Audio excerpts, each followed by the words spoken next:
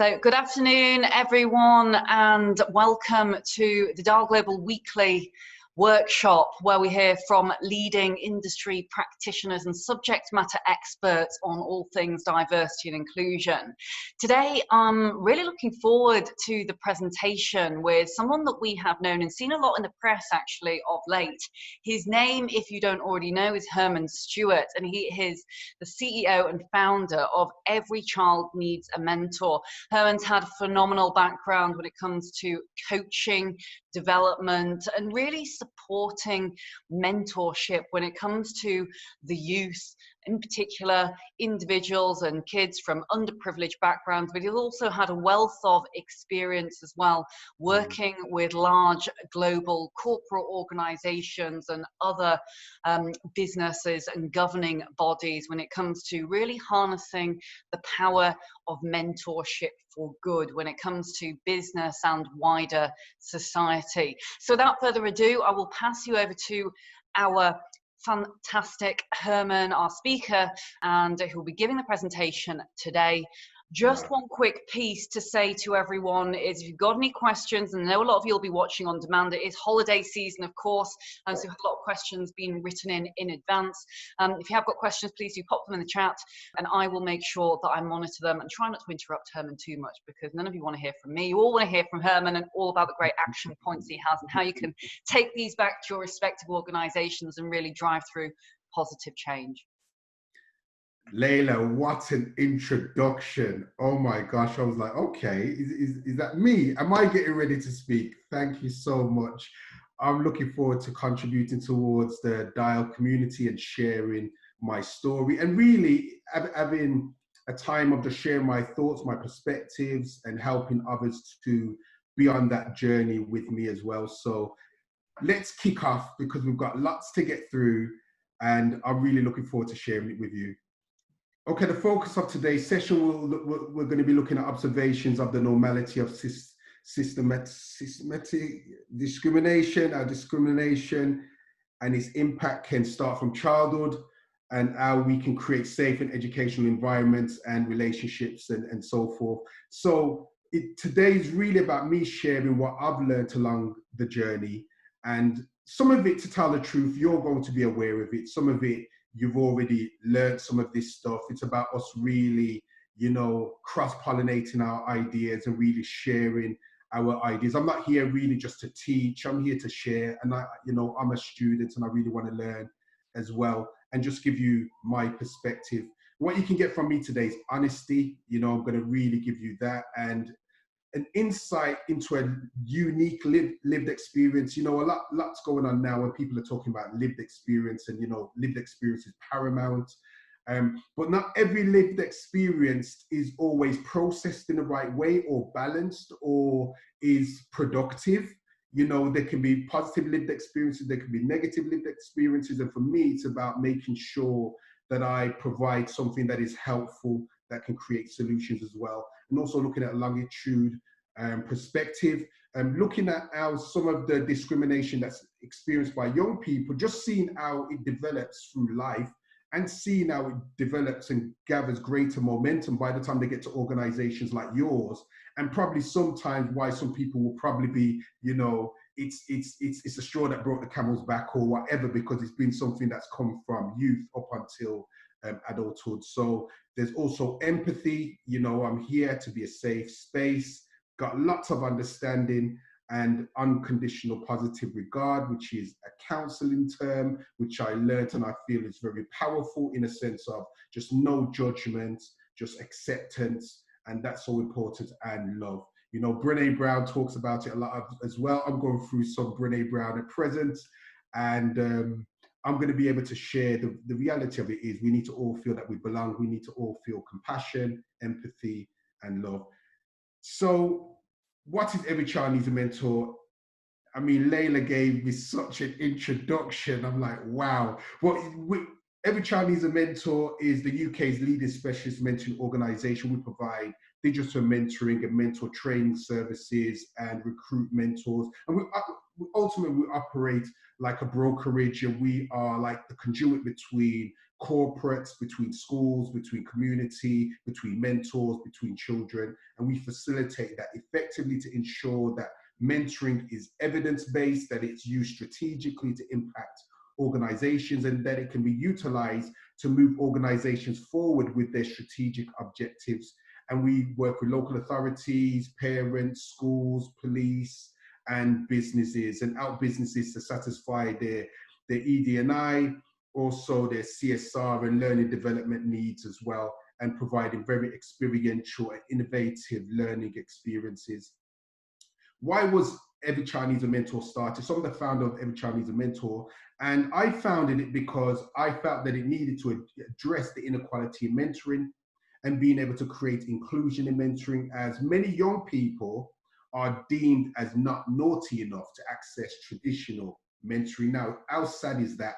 That you've got to be so naughty, you've got to be failing, you've got to be underperforming to access mentoring, but in other environments, you get mentoring when you do well. So I provided and developed Every Child Needs a Mentor to ensure that all children can have access to mentoring support, that all children can become the best version of themselves, and that all children can become who they were born to be. So that's my vision of why it was created.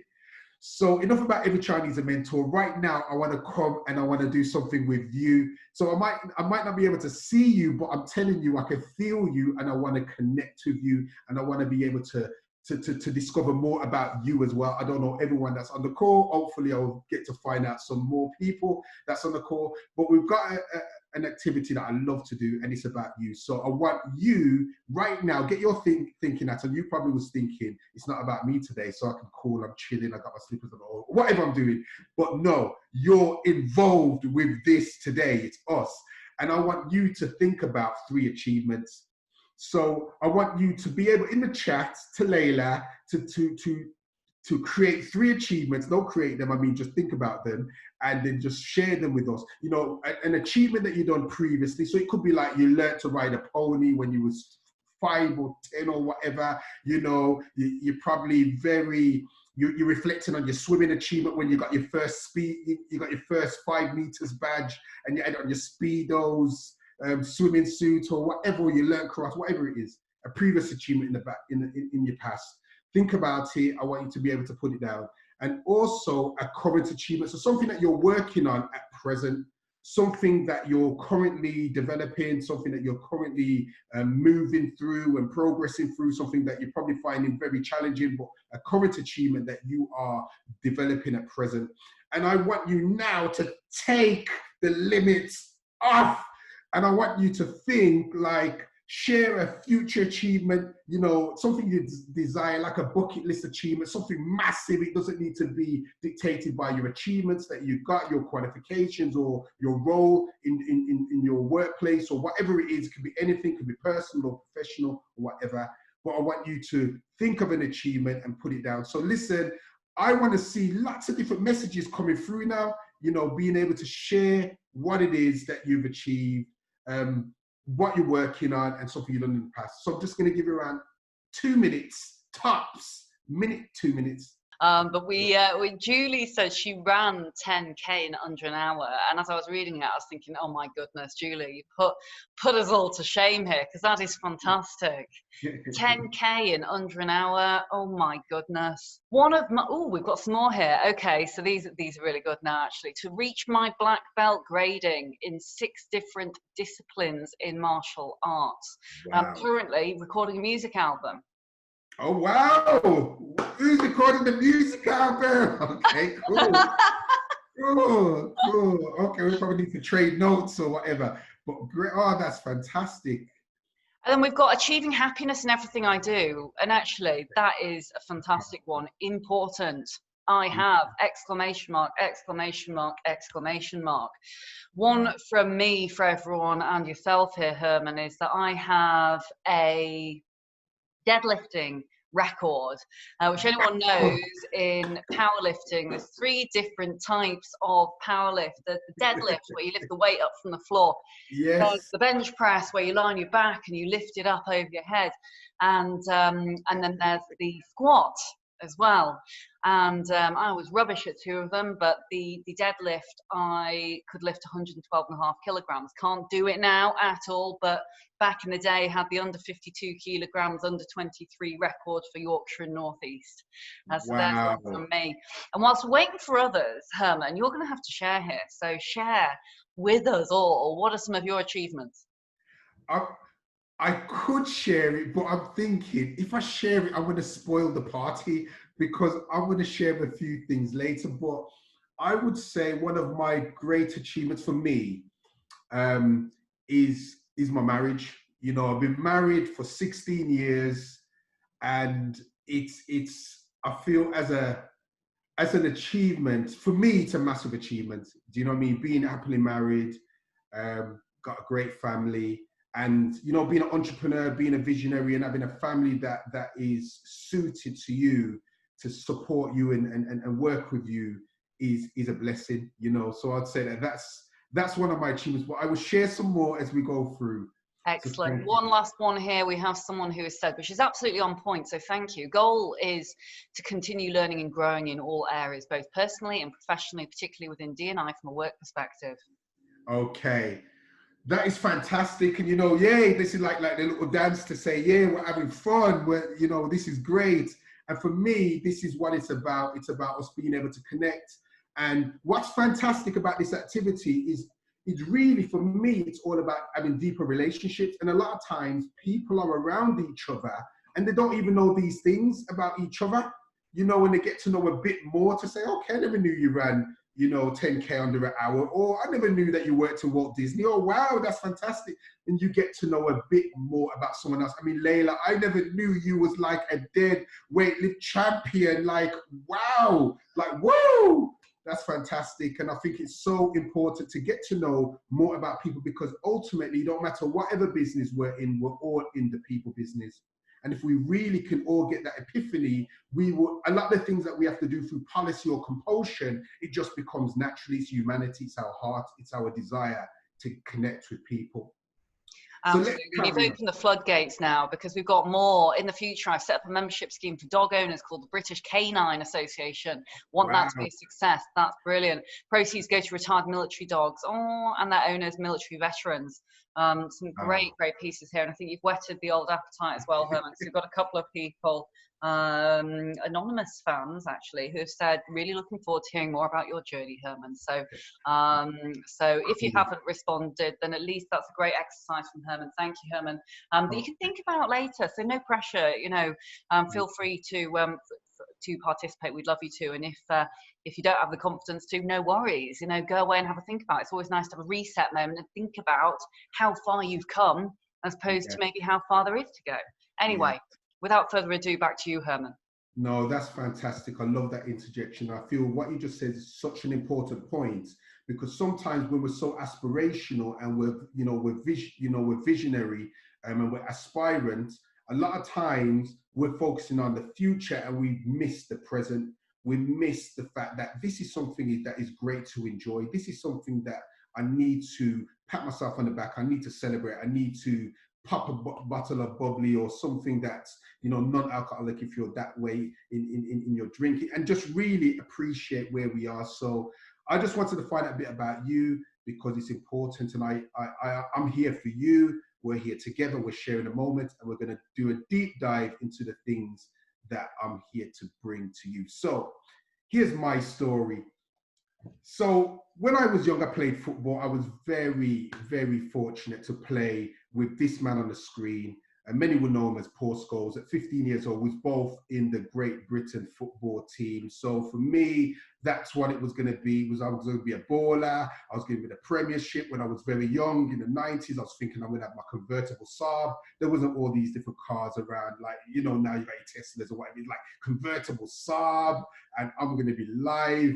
And, you know, so football was my whole world, you know what I mean? But then I had a bit of distraction, you know, you discover there's girls, clubs and all that kind of stuff. You know, lots of boys get distracted. You know, a lot of time girls are much more focused, very good. You know, and I kind of, in a sense, I feel that I was very talented, very skillful, very passionate, but wasn't passionate enough to become a professional. And I think that there is a difference. We need to recognize sometimes you're very skillful, but it's attitude and different things that's needed. So that's a part of my story. But then I was a professional recording artist because I was doing music and I was doing football at the same time. And, you know, being on the same stages as people like Busta Rhymes, you know, you got Busta Rhymes here, you know, Wu-Tang Clan, you know, Redman, you know, being on Westwood, Radio 1, you know, being on MTV, all that kind of stuff, you know what I mean? And that was my upbringing. That was big part of my backstory. So that's why I say I wasn't going to say about the achievements, because I would have said some and then people would have not had the mystery. So then this was a big achievement for me. But then something happened, which was just a real game changer. I had my first daughter, which was like, whoa. I had to get sensible, you know. So when I heard about someone's making an album, I was like, yeah, I was like passionate about it, because I know that world. You know, that's where I've done my 10,000 hours. You know, that's where, you know, I've done the nocturnal, staying up at night, being in a recording studio, sleeping in the daytime. When I had my little girl, that really changed the game. I had to become sensible. I had to get a career where I could get some mortgage money, and, you know, the dream had to just wait. So that was really a transformational time for me, and really put me in a crossroads as I had to consider, what is it that I wanted to do? It's the first time in my life that I didn't know what I wanted to do, because from I was like 7, 8, I was playing football, and up until 25, I was doing music. I didn't know what I wanted to do. And I ended up doing mentoring, but before mentoring, I studied counseling, which was like really, it's like a way, like a sidestep, like this cool urban guy that's cool from the streets, you know, music, football, and then doing counseling. It was kind of like, people's like, wow, that's a real sidestep. But for me, it was transformational. And not only that, it was where I met my wife. You know, I met the wife, the lady I'm with now, and was game changing and so forth. And I feel that that was something that was so necessary for me as well. And then I studied counseling, went to mentoring. And then when I went to mentoring, because someone in my counseling course, and this is what's so important, you know, it's about connecting the dots. Someone in my counseling course said, you will be good at mentoring. You should study.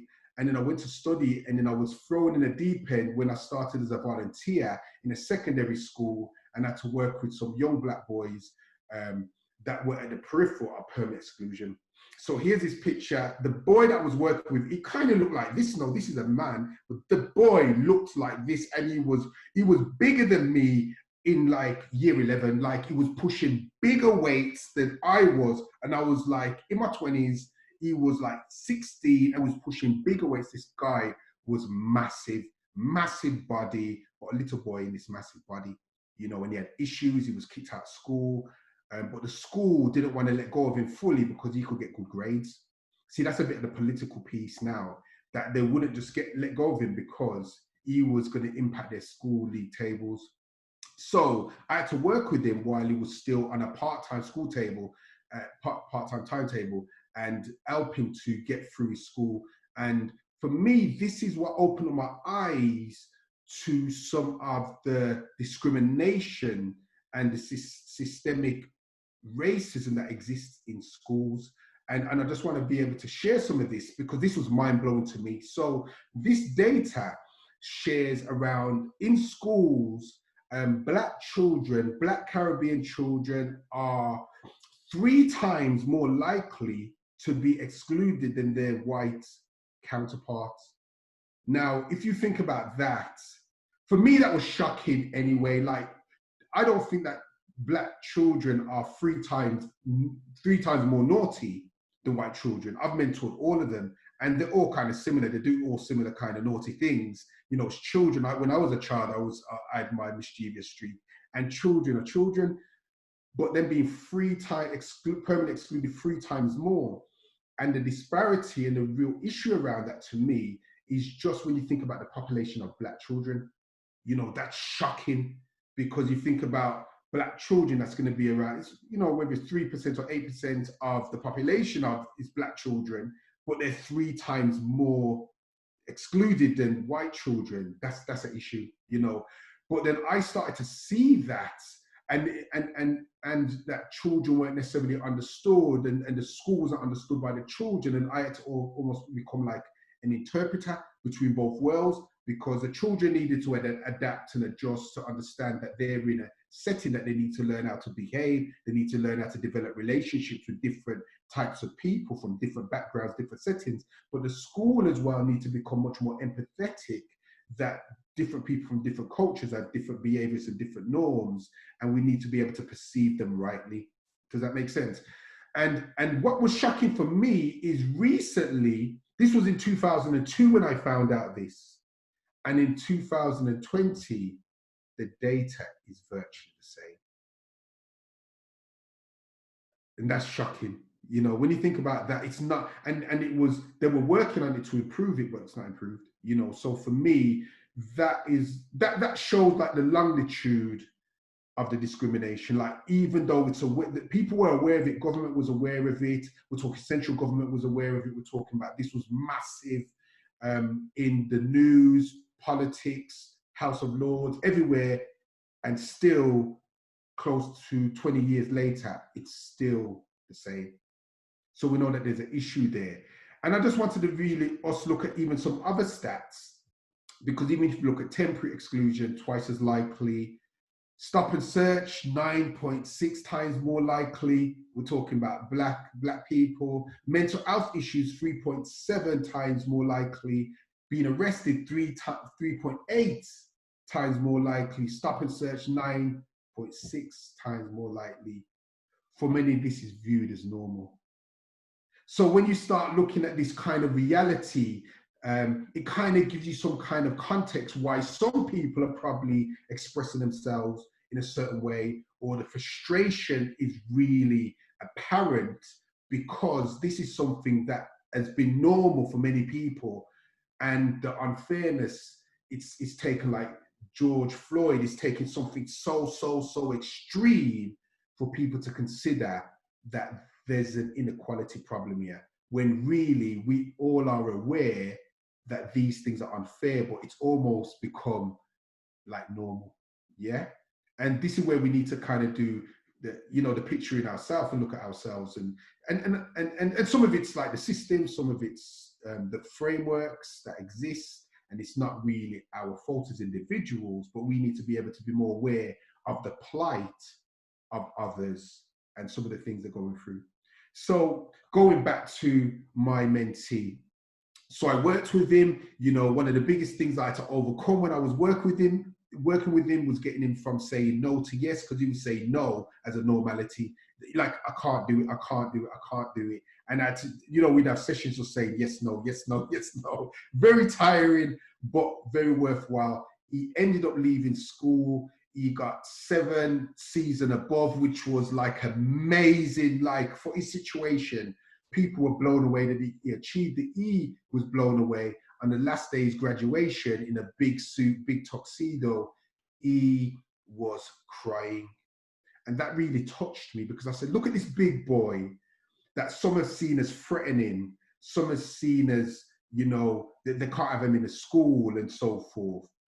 But really is a big, he's got a big body with a young boy inside. And we need to become much more aware that the people that we're working with, a lot of times, the inside of them, they're not fully developed for whatever reason, you know, and they still have got issues or trauma that they've gone through, and they're still stuck in a certain place. And we need to be able to see beyond the frame and see beyond what is presented to us. So from working with him, that was fantastic. You know, I had to, you know, really rely on a higher power to help me, you know, made the breakthrough. That was fantastic. And from doing that and really working with him and working with some of the young black boys in the school, we ended up being like there was a national initiative called Black Boys Can. And from that, we became the Black Boys School of the Year. And because of that, we ended up going to the House of Lords, and it was a big thing. And we had celebration. And, you know, I had some sandwiches without crusts, you know, cucumber sandwiches without crust, you know, by the River Thames, you know, and the crockery and all that kind of stuff. And it just really just showed me a lot, just from where I came from to where I was. And I speak a lot more about this in my book as well. But it really was a real journey to see that we had made transformational moves on black boys, because really it was about creating a level playing field. It wasn't that the other children didn't matter, because the other children did matter. It was just the disparity between where the black boys were and the other children. The gap, the deficit was so big, we had to really put explicit attention on the deficit. Does that make sense? It makes absolute sense. And Herman, I hope you don't mind me interrupting here, but just I had a couple of other questions and a couple of WhatsApps actually coming through here as well, and comments that I thought I would share. So first of all, there were a couple of questions around differentiation between certain groups, and these were emails that I'd had. And I think with you mentioning there, black boys, which I think from the metrics, clearly we can see are really, really needing help and support in particular. What are your thoughts now? Are you seeing any particular pieces around kind of black girls and black boys and other groups? Would you have any insight there? And whilst you're thinking about that, just a couple of the other comments in particular were around this being a real societal thing, and agreement with some of the pieces that you said, but also that you're still far more likely to be arrested or incarcerated, in brackets, and particularly in the US, if you're black, wondering why this is still the case. And another question just around black and Caribbean ethnic groups and just why, with a lot of question marks. I know these are quite big questions, but just wondered whether you had any thoughts around this, and then I'll let you continue. There are different groups, and I'm very aware of the different groups, and very empathetic and very supportive. I mean, we work with all groups. You know, I emphasize this because I'm sharing on the journey and sharing that's where it started. White working class boys, there's an issue that there's a recognition that white working class girls is probably the most needy group at present, whereas before it was the white working class boys. And I worked with the white working class boys when I was the lead mentor of the city, as that issue is a massive issue.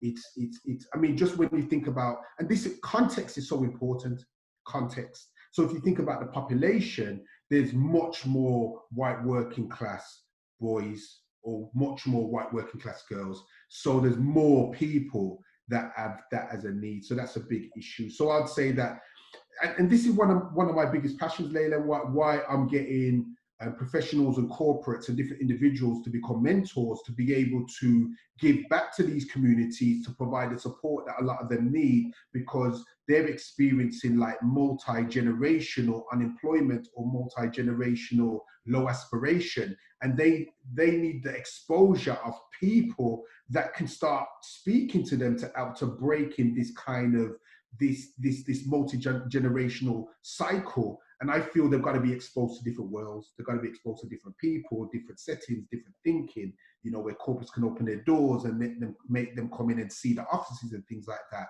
that they can start dreaming.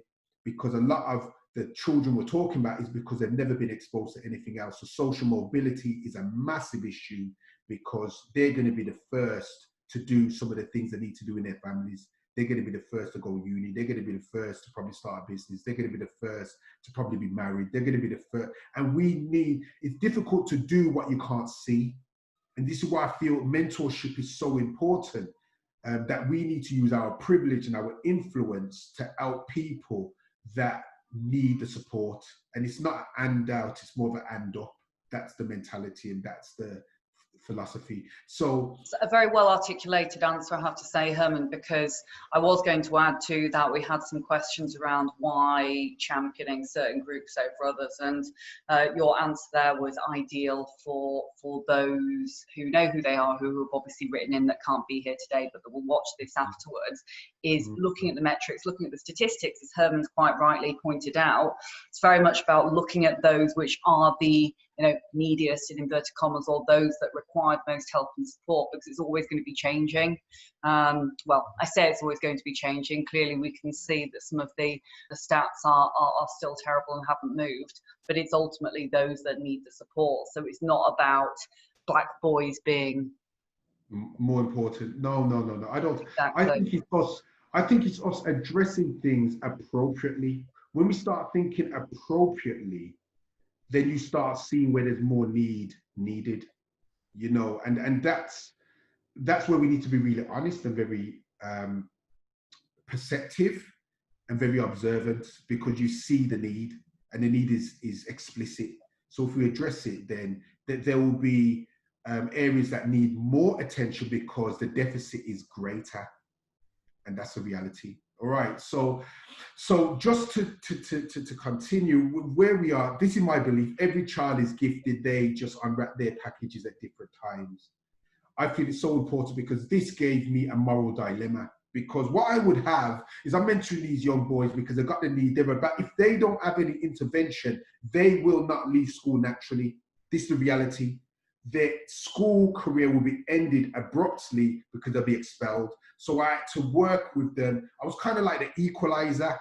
You know, I never had a black jag at that time, but I was like the equalizer, like Edward Woodward, you know, came in to solve the problems and, you know, had to make it happen. But then I would get lots of different children, little white girls, little white boys, little Asian boys, little Asian girls, coming to me and saying, sir, come, be my mentor, come on, sir, come on. And I would be like, I can't. And that to me was an issue. And the reason I couldn't is because mentoring in education is predominantly delivered via deficit model. So that means children have to be failing or underachieving or underperforming to have access to mentoring. Whereas in sports, business and music, law, politics, you have a mentor when you're doing good. So when you've got potential, you get someone that says, okay, let me bring you to a next level. They support you. They bring you to different environments. They're giving you opportunities to be able to flourish in your greatness and flourish in your giftedness.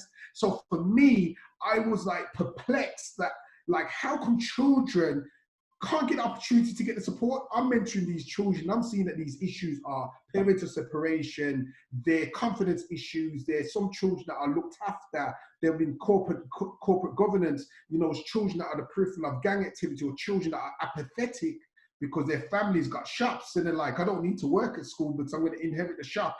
And it's being able to talk to them all things outside of academia and being able to be like a life coach, being a mentor, being a support, to give them the encouragement, give them the perspective, give them a new paradigm of thinking. And I was like, that's not fair, because every child can be improved. So this model, then I developed this model, and I understood, oh my gosh, and this is the model that I've created, and it's patent pending. And it's really something that I discovered to say that this is the issue with mentoring in education, and mentoring with a lot of programs where they focus on the disadvantaged. Because what would happen is, if you're not disadvantaged, you become disadvantaged because you're not able to access support. And a lot of mentoring programs, they say, let's give some mentoring to the disadvantaged. No, let's do strategic mentoring that provides support for all children, and let's create different strategic cohorts that need different type of mentoring. So it could be young black girls that need mentoring around STEM. It could be young white girls that need mentoring around something else. You know, whatever it is, there's all different learning needs that we've got. So that's important. So when we start looking at the deficit model, if we read it up at the side, the deficit model is corrective. So the child must be doing something wrong to receive mentoring. This form of mentoring starts from a point of failure, making it remedial and disempowering for children. This is why I'm against this model, because it impacts their self-esteem, it impacts their perceptions of themselves, and it almost, it's like a double whammy, because then it creates stigmatization.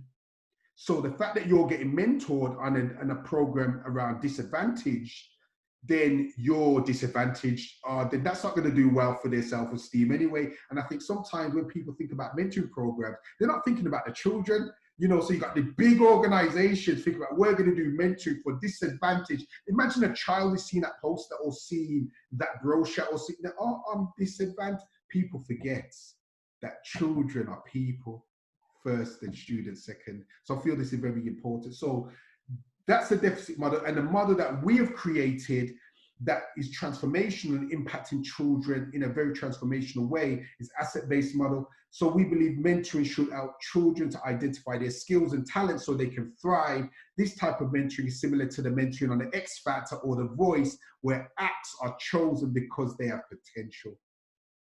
So this is where someone was speaking about children, how come only certain children get mentoring or picked up or whatever. For me, I've been a champion for children from the start.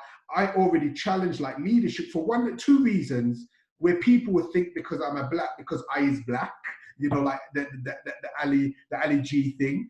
You think that I only can mentor black children? No, I am a professional, and I'm a professional practitioner, and what I have developed is applicable across all ethnicities, because all these different areas, it's transferable. So I had to put that case across and say, I don't want to just work with black children, because if you're stereotyping me as a black professional to say that I only can work with black children, then you're stereotyping me. I never said that to the people, because, you know, you have to have much more courtesy. But I understood that don't just look at me based on my skin color, look at me based on my aptitude and my professionalism. That's so important. I feel that we need to really be careful about when we do that, because it's easy. You know, it's easy to do that. So I developed this model, and then from developing this model, from starting to mentor 7 children, by the time I was leaving the organization, we was mentoring 160 children per academic year. We was having our 50 mentoring sessions per academic week, which is like phenomenal in a curriculum. So as well as English, math, science, history, geography, art, mentoring was in there as well, which was powerful. And children were getting mentored. We've been mentoring all different types of children. We were sometimes mentoring young Asian children.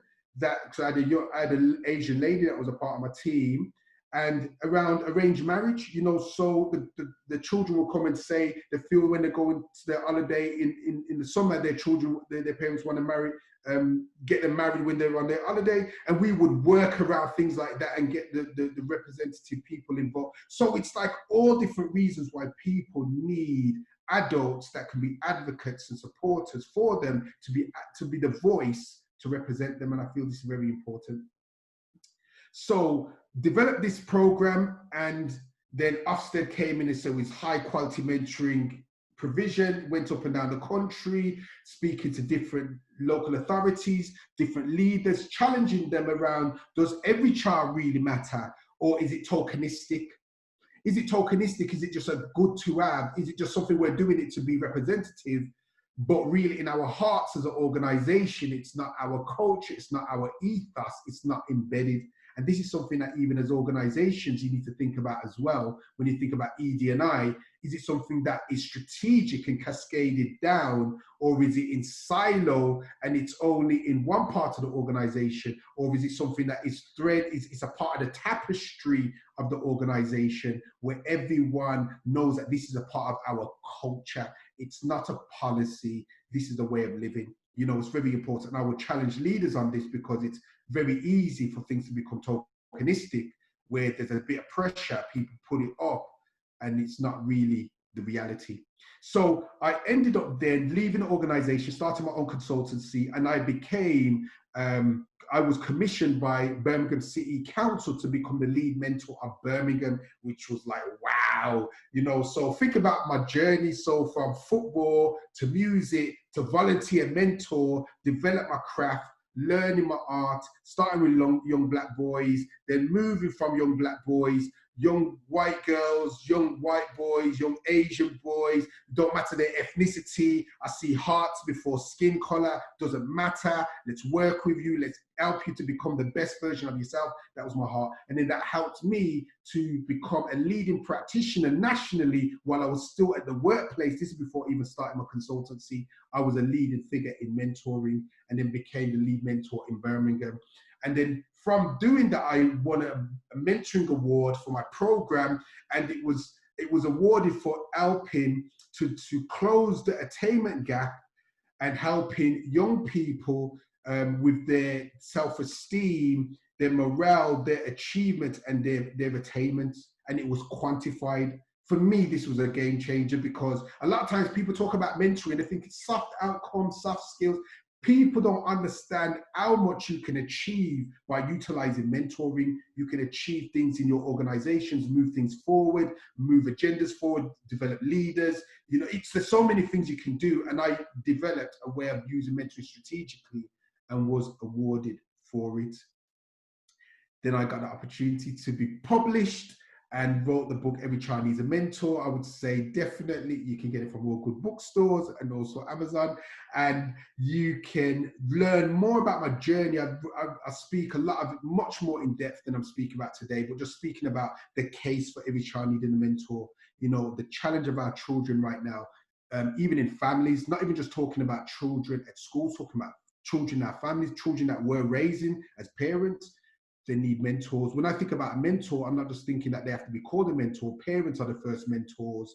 You know, professionals are mentors. Football coaches are mentors. People that have an invested interest in children are mentors. And I'm seeing that there's an issue now where children are not having the interaction around the dinner table like they used to. They're not having some of those conversations and developing those skills that they could utilize in the workplace. So when we're talking about emotional intelligence, interpersonal intelligence, intrapersonal intelligence, all these different things, children are lacking it because they're not having as much dialogue. It's more monologue, and they're doing things via, you know, over technology. And they're not being able to look at the inflection, look at, you know, read faces and, you know, all that kind of stuff that was very natural to us. So I'm saying that every child is a mentor, that we can leverage our experience, our knowledge, and give them what we've learned, because there is a skill gap, there's a learning gap for children. So my book talks about the case of why every child needs a mentor. I became a chair of governors as well, which I've just stepped down in July. And that was a big thing for me, being able to be representative and supporting young people and the school and teachers and holding people to account. And what was beautiful about this, Layla, as well for me, it would be like I'll be walking through the school and I'm with the teacher, with the head teacher, with all these different important people, and these young Black children would look at me and they'll be like, the look in their eyes was like, who is he? How come he's talking to the head teacher? How come, you know? But what was powerful for me, and this is important, and I've got an empathy for all nationalities. You look at my work, you look at everything I do, you would see it's about hearts and resonance. You know, you'd see it. Well, understand that a lot of young Black children lack seeing the role models. They lack seeing people beyond music, beyond sports. You know, and I feel that it's very important that we look and see that we need to give them opportunities to aspire as well. Absolutely. There is definitely something in the expression, if you can't see it, you can't be it, which I know is not necessarily applicable to all, but it also is for some individuals absolutely critical, because they can't envisage themselves being in that role if they don't see or at least affiliate in some form or another with those individuals that they are aspiring to be like. Now, Herman, I'm conscious just that we've got quite a lot of questions here to get through before 5:30. So I wondered whether we could get into some of the question and answer shortly whenever you're ready. Okay, so what I'll do, because there's just a bit more I need to get through, and there's a few points I want to get to people, because I've shared my story, and I'll fast track this now, so at least we can touch on at least two of the different things that's very important for us. Okay, so that was my mentor as well. He was the founding CEO of Egg Bank and First Direct and Mercury Communications. So that's Mike Harris. So if you had one of those one-to-one phones in the 90s, them grey phones, and it was free after 7 o'clock, he was the CEO of that company at that time, and ended up having our work being in a white paper as a recommendation for social justice around making sure that mentoring programs become universal for more children. Been in a newspaper for it, done a TEDx talk. There's the lady that keeps me honest and keeps me true, my wonderful wife. And along the journey, I've met some wonderful people as well. I mean, if you could flash back, you know, looking through the round window, looking for the circle window, remembering Jemima and so forth. So really this mentoring world is bringing me to many places, and they're finding your path. It's a podcast that I am the host of as well. And we've got the wonderful Layla that's going to be coming up, because she's recorded a podcast and I'm yet to publish it, which will soon come out. And there is one of my guests as well, Sir Kenneth Olisa, OBE, who is Her Majesty the Queen's Lord Lieutenant. There he is in his royal duty. So here is where I'm going to start wrapping up this part. So when you see here, what do you see? What do you see? And I'm not saying that you need to say what you see, but what do you see? I mean, you can quickly chat, put it in the chat and just say what you want to say, but what can you see? And this is very important, because ultimately we have to say, what are my prejudices? Because prejudices are natural, we all have them. You know, we could say that looks like a doctor, they're a surgeon, there's so forth, and it could be someone that is cleaning up in the hospital, you know, someone that's a porter, you know, it could be a neurosurgeon, but a lot of times we can't tell from seeing. We've got to find out a bit more. And when we look at the word prejudice, I think this is massive, you know. Preconceived opinion is not based on reason or actual experience. The word comes from Latin, pre, before, and judge. And people may prejudge any question, but the word often is used for an opinion about a person or people group. This is key, because a lot of our preconceived opinions and ideas come from our upbringing, come from when we were around our family and what our parents said or what groups around us said, and we were educated. And, you know, where there are prejudices or there are opinions that are not informed, we then take them on board as prejudices. This is very important. Now, I hope you can take this gently for everyone. Like, this is a younger prejudice. Like, I'm sharing a prejudice of mine. Yeah. So look at Jackie Chan. Like, when I was young, you know, we all like watch kung fu movies, went to the video. So I don't know how we got these videos out, and we was like lower than 10 and it's like 15. But somehow it happened. But when we were younger, I thought that everyone that was Oriental could do kung fu. I thought, like, you can't mess with nobody that's Oriental. Like, everyone could do kung fu. That's just like a prejudice, yeah. And it's innocent. It's not negative. It's quite positive, really. It's powerful, but it's a prejudice, and we've all got different prejudices. When we think about different groups, we've got a prejudice. You know, when you think about Black people, what do you think when you think about Black people? See, this is our issues. When we start thinking about our prejudice, some of our prejudices come from movies. And then you start looking at how does Hollywood depict people, you know, and the Black person always dies first, or whatever it is. And I'm talking about just the reality that we've got prejudice now. We've got to be able to look at our prejudices and be honest. We've got to be able to look in the mirror and do the self-work. And that can be difficult. And I've had to do the self-work because at the start, when I was growing up and I was seeing Kunta Kinte, seeing roots, understanding about apartheid, understanding about Nelson Mandela, understanding about slavery, understanding about all these different things. I understand Black history is more than slavery and so forth. But there was a hatred, there's a bitterness, there was a hurt. But I had to start working through that personally as I was growing up. And I had a number of things that really impacted me, that helped me. And my new book that I'm writing, I write a few things about that in there. But one of my game changers was realizing when I realized I was a personality before an ethnicity. Game changer for me. My ethnicity is important, my culture is important, but my personality is what makes me unique. It's what makes me me. And that's how I resonate with people. And that's how I look at people. So I think it's very important. This is very, very key. And we're nearly finished now, Layla. So I'm just going to finish this quite speedily, nearly finished. So people don't really care how much you know until they know how much you care. So it doesn't matter what your role is. It doesn't matter whether you're D&I or this, you're that. Until people can see genuine care, it doesn't really matter.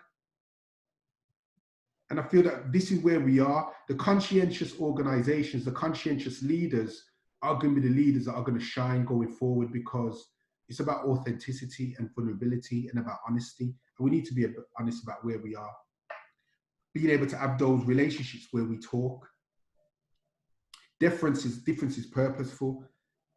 A fork has a purpose, a knife has a purpose, a spoon has a purpose. We're all different and it's all purposeful. We've got to go beyond the statistics, because the statistics are negative. But we can't be pushed and and it's just compliant on statistics. It's got to be a conviction. And this is where we're talking about real leadership. And we've got to do the heavy lifting. As leaders, we've got to do the heavy lifting as leaders. I believe leadership isn't positional. I believe leadership is you are modeling, you do it first, and you lead the way. People see how it's done. That's what I believe the kind of leadership that the world needs, is they see you model it. You're not asking them to do something you're not doing yourself. And the biggest discrimination for me that I am really against is the discrimination of women. That, to me, I champion that. That's my heart. And I believe that women are discriminated more than any, it's not even a color thing. It's bigger than color. It's bigger than ethnicity. It's across every color. So if you become, if you're a black woman that's gay, that's from a certain background, that's got a certain name, it's compounded, you're in trouble. And I'm not saying that you're in trouble in the sense of that you're not in the right place or you're a good person. It's just there's so many different walls that you got to overcome. But I'm saying that I'm really a champion for this, in the sense of I've got 3 daughters. I'm happily married. I see the wisdom of women. I see the power of women. I really promote that in my organization. Leaders, women are leaders in my organization. And to me, that's important. We've nearly finished, 2 slides. Opportunities. There's so many opportunities now. It's challenging, but there's opportunities. And a candle loses nothing by lighting another candle. And those are my last things, good next steps. Just do the self-work. Do it for you, not because of policy, not because of, I'm really against, this is me personally, I'm against the force and the pressure for people to do things right now. That you need to read this book. You have got to do this. You've got to read White Fragility. I believe it's beneficial if you do these things. Real change doesn't come unless it's through the heart. Build your understanding with those you trust. Talk to some black people that you trust, and go beyond the awkwardness, and be brave, and create a safe learning environment, and mentoring is a powerful tool for that. Thank you, Layla, for your patience. I just felt that it was really important to get through to this, and I'll be happy to answer even questions now, and even if there's some after you want to send to me, happy to do that. And thank you for your patience, and sorry for going longer than the Q&A time. No problem whatsoever. So first and foremost, Herman, I must say a very big thank you from the team and myself, because I think, what you bring is not only this real energy and charisma. We've had quite a few comments, which for all of you have commented and said thank you to Herman. Thank you very much. The real, someone's saying here, amazing presentation, amazing energy, which is absolutely true. I think you brought up some very, very key subjects here, and we have got a lot of questions. So what I'm going to do is I'm going to try and summarize and do in one, and then perhaps we can pull out a couple of these questions. So we've had someone asking about testimonials from the people you've mentored in the past who've gone on to get greater things. Can you give me examples without divulging names? Now, Herman may wish to summarize some of the answers to these shortly. I've seen some of the testimonials and they are exceptional. I think a great place to look would be on Herman's website, and perhaps he can share a couple of others with us. Some other individuals have been asking around kind of how to fund the program for young people, and also around how to ensure the program is a priority on the educator's agenda, embedded into a school year and not nice to have. So whilst you're thinking about these, I'm just going to run through some of the others. I'm really, really sorry if we haven't answered everything here. You can obviously reach out directly to Herman or to us, and we'll put you straight in touch with Herman as well. We've had a lot of people engaging, so thank you so much, saying there's some real key points in the presentation, especially around the terminology disadvantage.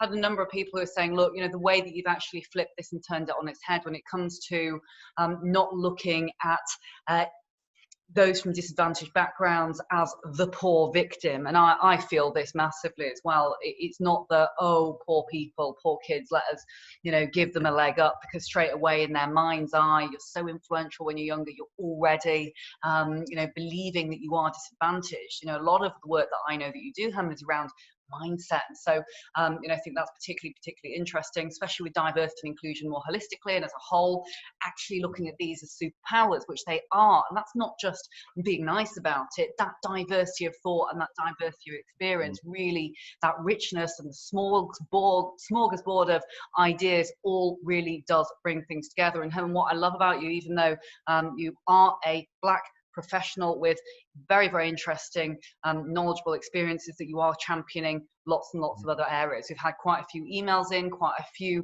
individuals asking about certain groups and how to choose certain groups over others.